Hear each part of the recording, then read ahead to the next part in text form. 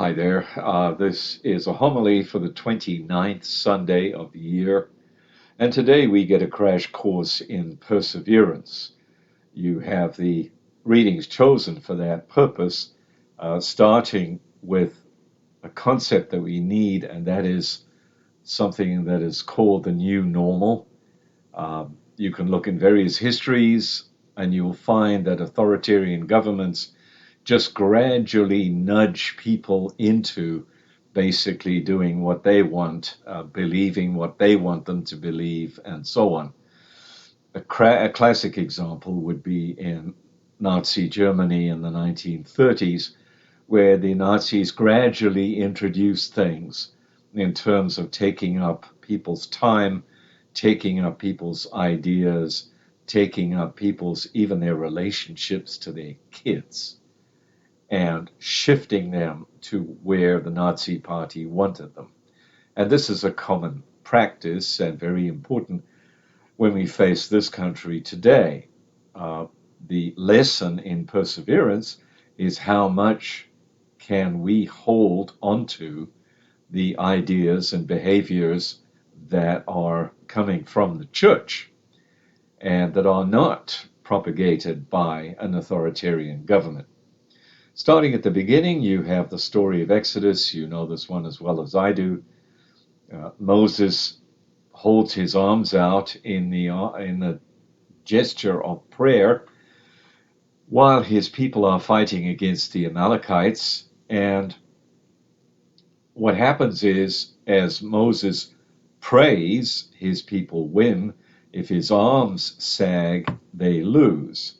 And so a reminder to us that yes, we have to persevere in prayer for whatever we are working on, because we're working on the God's work, and we need to be persevering in that and not doing what an authoritarian government says we ought to be doing. Then we move on to the second reading, which is Paul's letter to Timothy. And there you have Paul saying, remain faithful to what you have learned and believed. When you consider that the largest religious group in the United States is people who have left the Catholic Church. About 6 people leave for every 2 people that join. What we're dealing with is a lack of perseverance. We also have figures for marriages where 50% of marriages fail. So perseverance is actually becoming more and more a key virtue. He then goes through all the stuff about how you have learned all this. I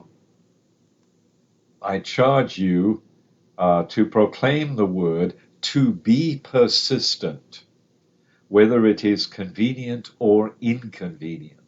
Because in fact, Catholicism is not a convenient religion.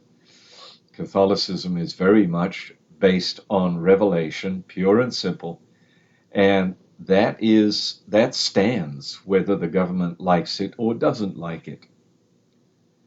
Moving on then,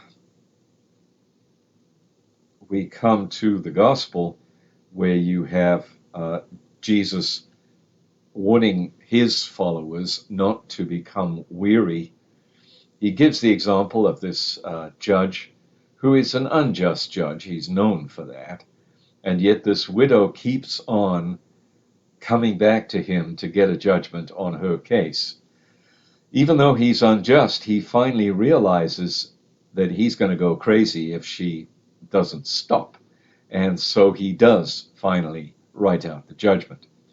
So what you have is a lesson in persistence, that even if an unjust judge had to deal with somebody who is persevering, and the judge eventually caves in, realize how much more God, who is not an unjust judge, is going to be taking care. And that's where the psalm comes in, just very briefly. If you go back to the psalm, you'll find that it is Psalm 121, And there we learn about who this God is with whom we should persevere. Because bear in mind, we're only on this earth to relate to God. Our help is from the Lord who made heaven and earth.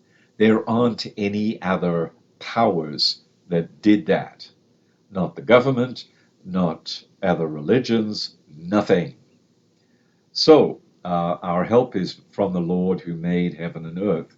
May he not suffer your foot to slip. May he slumber not who guards you. Indeed, he slumbers nor sleeps not, the guardian of Israel. And of course, we are the new Israel. The Lord is your guardian. He is your shade. All nouns and adjectives going in the same direction. This is a faithful God, a God who will be with us if we persevere. And that concludes the message that we need to learn today.